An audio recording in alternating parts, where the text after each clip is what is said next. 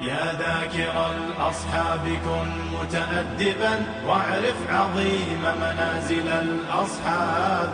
هم صفوة رفعوا بصحبة أحمد وبذاك قد خصوا من الوهاب. يا ذاكر الأصحاب كن متأدبا واعرف عظيم منازل الأصحاب. هم صفوة رفعوا بصحبة أحمد وبذاك قد خصوا من الوهاب. هم ناصروا المختار في تبليغه فجزاهم الرحمن خير ثواب.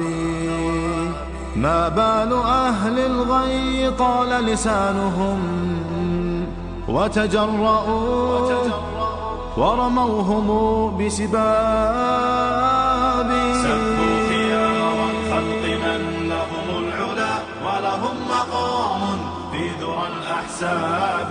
من قبل صرح أعوج عن حقده في سب شيخ متق أواب.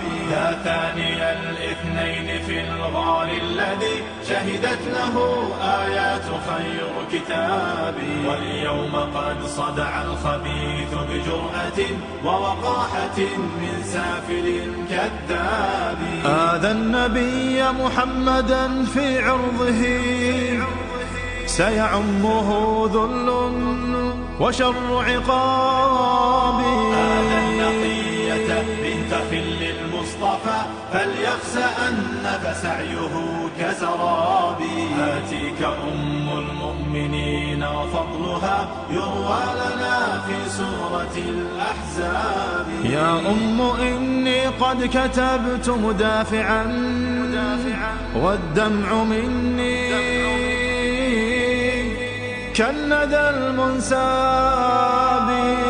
من ذاك يجرؤ أن ينال لسانه من زوج خير العجم والأعراب.